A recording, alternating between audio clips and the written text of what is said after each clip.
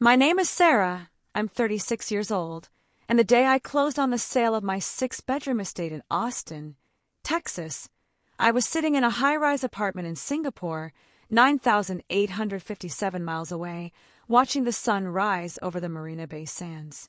There was no champagne, no celebration, just me, my laptop, and a very specific, very satisfying text message I had just sent to a number I had blocked 3 years ago. The message read, "You have 72 hours to vacate the property. The new owner is Linda Carlisle. I believe you know the name." I didn't need to be there to see their faces. I could hear the screams across the ocean. And it all started because 5 years ago, I made the mistake of being the responsible one. Before I tell you exactly what happened next, let me ask you something. Have you ever worked yourself to the bone to build something beautiful, only to have your family treat it like a free hotel while whispering behind your back that you didn't really earn it? Drop a comment below. I read every single one. And if you're new here, consider subscribing. This channel is for anyone who has learned that sometimes the only way to deal with squatters in your life is to bring in a wrecking ball named Linda. I grew up in a house that was always just slightly too small. There were 4 of us kids, plus my parents, crammed into a 3-bedroom ranch-style house where you could hear everyone breathing at night. I was the middle child, not the smartest, not the prettiest, not the baby. I was the quiet one, while my older brother, Mark, was busy breaking curfew and denting my dad's Ford, and my younger sister, Emily, was monopolizing the bathroom for her influencer, selfies long before that was a word. I was in my room, taking apart the family computer and putting it back together just to see if I could make it run faster. That curiosity turned into a scholarship to UT Austin, which turned into a degree in computer science, which turned into a decade of grinding out code for 70, sometimes 80 hours a week at a startup that most people said would fail. They were wrong. When that startup went public, I walked away with a payout that was not retire at 30 money, but it was definitely buy a piece of Texas and never worry about a mortgage again money. Specifically, a check for $3.8 million after taxes. I was 28 years old, and for the first time in my life, I wasn't just surviving. I was thriving. And what does a quiet middle child with a chip on her shoulder and $3.8 million in the bank do? She builds a fortress. I found a piece of land just outside Austin, 4.2 acres of old oak trees and limestone. I spent 18 months and another $1.1 million designing and building my dream home. It was a modern, sprawling, 6-bedroom, 5-bathroom mansion with floor-to-ceiling windows that looked out over the Texas Hill Country. It had a chef's kitchen I barely used, a home theater with 12 leather recliners, and a primary suite that was bigger than the entire house I grew up in. I wasn't showing off. I was healing. I was building the space I never had as a kid, the space where I could finally breathe. My family, of course, was thrilled. And by thrilled, I mean they saw it as an extension of their own property portfolio. It started innocently enough. My parents came to visit for a weekend. My mom ran her hand along the quartz countertops and said, "Oh, honey, this is just lovely. Mark and Emily would love it here." That was the first flag I ignored. Then my brother Mark got divorced. He called me up, voice cracking, saying he had nowhere to go and just needed a place to get back on his feet for 3 months. He had 2 kids, 8 and 11 years old. What was I supposed to say? No. I had 5 empty bedrooms. It felt cruel. So I said yes. 3 months turned into 6 months. Then Emily finished her degree in something vague and moved into the guest house because the vibes in the main house are better for my podcast. She was 24, working part-time at a yoga studio, and somehow, I was the one paying the $850 monthly electric bill because the air conditioning was always set to 68 degrees in the middle of a Texas August. I'd get the notifications on my phone. $712, $1,050, $1,340. I'd text the group chat, "Hey, can we ease up on the AC? The bill is insane." Mark would reply, "The kids are hot, Sarah. Chill out. You can afford it. You can afford it." Those 4 words became the anthem of my family. A pass for every boundary crossed, Every bill ignored, every inch of respect they took from me. Despite the growing frustration, I still loved my family. I just needed a break from the noise. And then, 2 years ago, I got the opportunity of a lifetime. A 24-month contract in Singapore, running a major infrastructure project for a financial tech firm. The salary was $420,000 a year, plus a housing stipend and a full relocation package. It was the kind of challenge my quiet, nerdy heart craved. When I told my family, I saw the panic flash in their eyes. Not panic for me, moving across the world. Panic for them. What about the house? Mark asked, his voice tight. What about us? Are you just going to leave it empty? I hadn't even thought about it. The house was my home. The idea of renting it out to strangers made my stomach turn.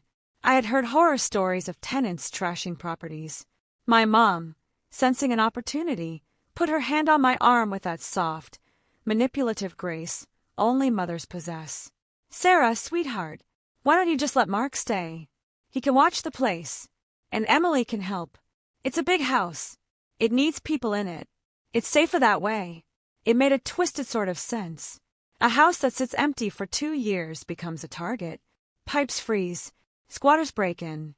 Having family there, even if they were annoying, would keep the property warm. And honestly, a part of me, the little girl who still wanted her family to see her as a success, thought, maybe this is how I finally get their respect.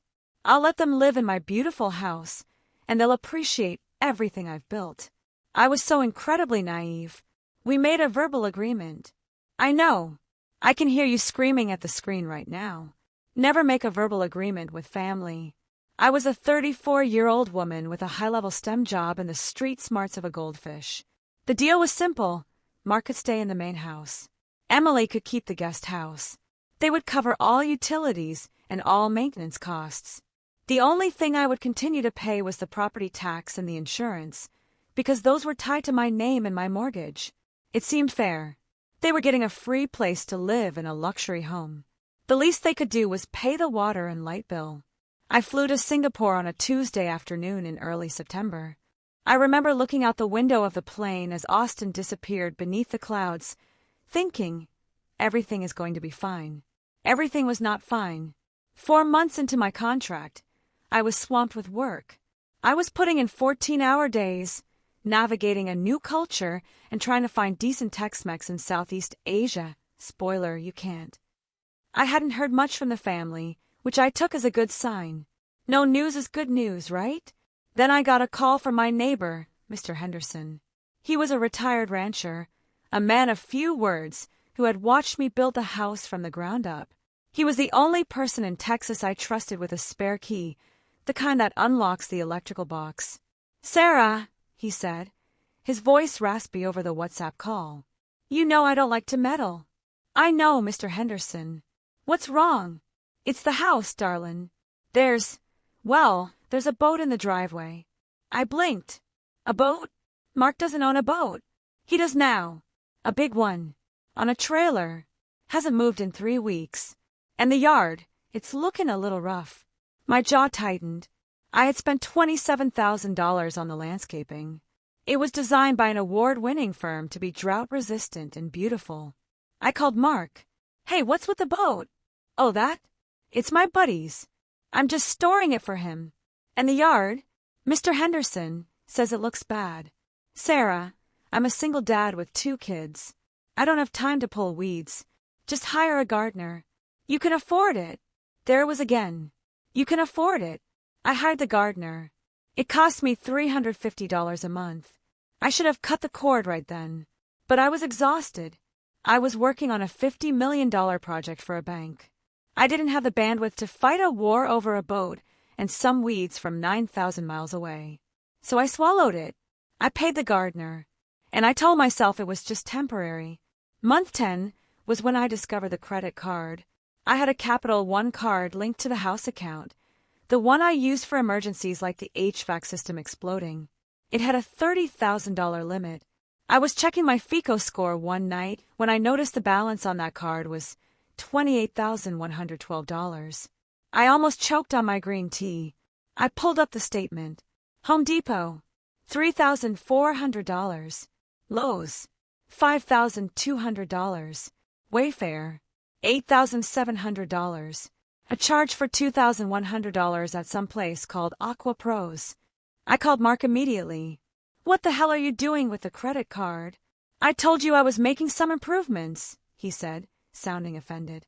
The master bathroom faucet was leaking, and the kids needed new beds. The ones in the guest room were too hard. "You bought $8,700 worth of furniture from Wayfair? And what is Aqua Pros?" "It's for the hot tub," he said, like I was an idiot for asking. The house didn't have a hot tub. I thought it would be nice for the kids. My $1.1 million custom build didn't have a hot tub because I didn't want a hot tub. The sound of the motors ruins the quiet of the hill country. "Mark," I said, my voice dangerously low, "you do not have permission to install a hot tub, and you absolutely do not have permission to charge $28,000 to my emergency card. It's your house, Sarah. I'm just trying to make it livable for your family. Are you seriously going to nickel and dime me when you're making $500,000 a year in Singapore?" I was speechless. The audacity was so pure, so refined, that it left me breathless. That night I didn't sleep. I lay in my apartment, looking at the city lights of Singapore, and I realized something that felt like a physical blow to the chest. They didn't see my house as a home I was sharing. They saw it as a resource they were entitled to. I was the absentee landlord, and they were the tenants from hell. But I was stuck. I had 14 more months on my contract. I couldn't just fly home and evict my brother and sister. What was I going to do? Call the cops from another continent? That's when I started documenting everything. Quietly, methodically. I'm an engineer. I solve problems with data. If I was going to deal with this, I needed evidence. I switched the billing address for the credit card and the utilities to a P.O. box that only I had access to. I stopped calling Mark. I let him text me, and he texted a lot. "Hey, can you send another $500 for the pool guy?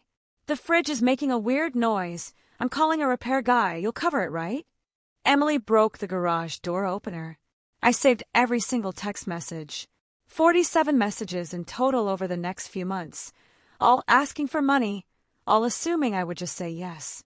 I installed a Ring doorbell remotely. I told them it was for security. It was security against them. The footage was illuminating. I watched my brother's truck pull up with a boat attached. I watched his friends come and go at all hours. I watched Emily host a sound bath in my living room with 15 strangers sitting on my imported Turkish rug. I took screenshots of the Ring footage. I took screenshots of the bank statements. I took screenshots of the texts where my mother told me I was being hysterical when I complained about the hot tub. By month 18, I was a ghost in my own home. But I was a ghost with a very thick file. And during that time, I made a new friend. Her name was Linda Carlisle.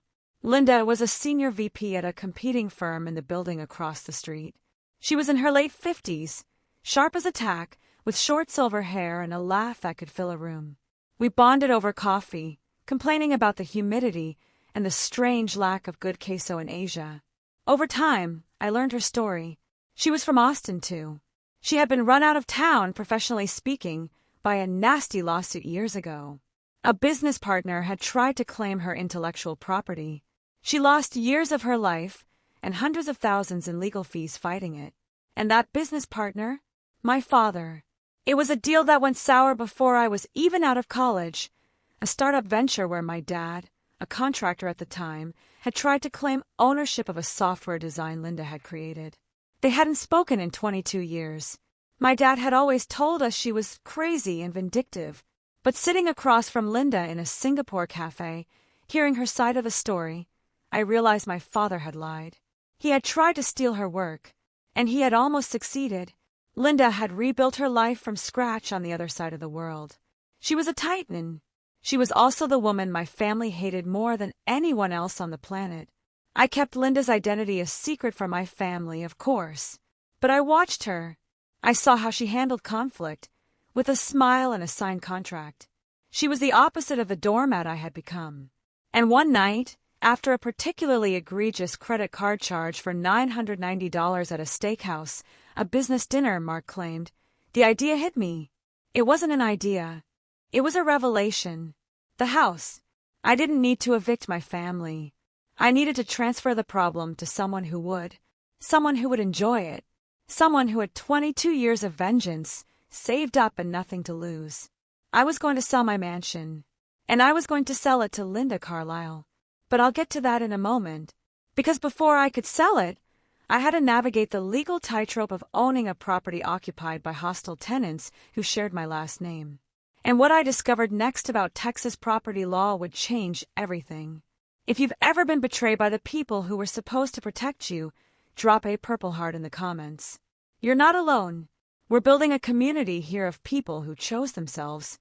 And if this story resonates with you, hit subscribe. More truth is coming. Over the next 6 months, I transformed from a frustrated homeowner into a methodical, evidence-hoarding ghost. I was 9,000 miles away, but I had eyes and ears everywhere. I stopped responding to Mark's texts about money. Every time my phone buzzed with Sarah, the pool pump broke, or Sarah, we need a new dishwasher, I simply took a screenshot and filed it away in a folder labeled exhibits. I didn't argue. I didn't explain. I just let the silence grow. And in that silence, my family got comfortable. They got loud. They forgot I could hear them. Because Mr. Henderson was still there, and he was more than happy to be my eyes on the ground. He'd send me photos from the road, the boat, now covered in a blue tarp and collecting leaves, the new hot tub, sitting on a cracked concrete slab they'd poured without a permit, the $27,000 landscaping, now a tangled mess of weeds and dead agave plants. Emily's latest boyfriend's motorcycle parked in the flower bed. My house, my sanctuary, was turning into a redneck resort. Then came the final straw. It arrived in the form of a certified letter from the Travis County Appraisal District. My property taxes had skyrocketed. Confused, I pulled up the public record. There, listed under improvements, was an addition I never approved. Guest house expansion, 800 square feet enclosed patio, estimated value $85,000. Mark had built an addition on my house, without asking, without permits, without telling me. My blood ran cold. I called my lawyer in Austin, a woman named Diane who I'd kept on retainer since the startup days. Diane, can my brother just add square footage to my house? I asked, my voice shaking. Not if you don't give him power of attorney or written consent, she said. But Sarah, if you've been letting him live there for almost 2 years rent-free, a court might see him as a tenant with certain rights. You need to move carefully. What's your endgame here? I looked out the window at the Singapore skyline. The endgame was simple. I wanted them gone, and I wanted them to feel every ounce of the disrespect they had poured into my foundation. I want to sell the house, I said, to a very specific buyer. Diane paused. Who? Linda Carlisle. The line was silent for 10 seconds. Then Diane laughed. A sharp, lawyerly laugh. Oh, Sarah, that is diabolical. Let's do it. The next 90 days were a blur of legal maneuvers and secret Zoom calls. First, Diane served Mark and Emily with a 30-day notice to vacate. It was sent by a certified mail and taped to the front door by a process server. The text messages I received within 22 minutes of delivery were a sight to behold. Mark, are you kidding me, Sarah?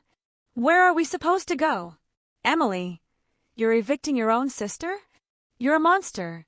My mom called me 14 times in 1 hour. I let it all go to voicemail. I saved every single one.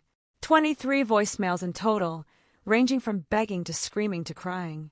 My favorite was from my mother, recorded at 11:47 p.m. on a Tuesday. Sarah, please, just call me. We can work this out. Your father is so upset. You're tearing this family apart. I listened to it twice. Then I saved it to the cloud. The notice period expired. They didn't leave.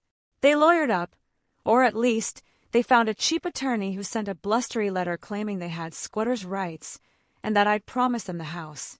It was laughable.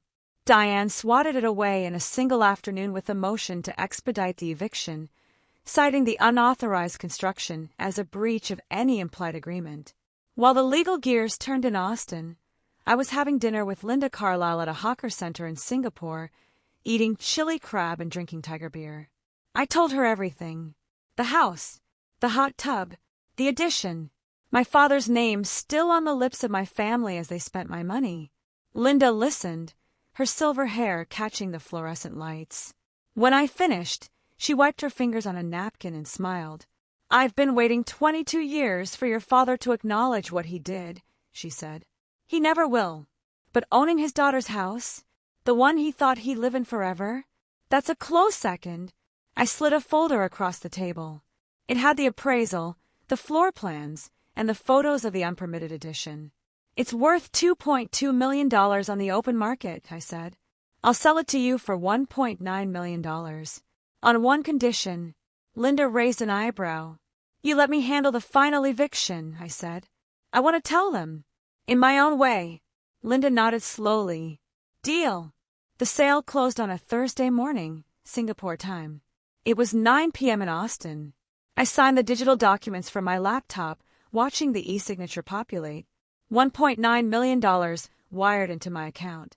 The house was no longer mine. It belonged to Linda Carlisle, the woman my father had called the devil in a pantsuit. I waited exactly 2 hours. I wanted them to be settled in for the night. Maybe watching TV in my home theater. Maybe soaking in that stupid hot tub. Then I unblocked the family group chat. I typed the message. 72 words. I read it 5 times. Then I hit send.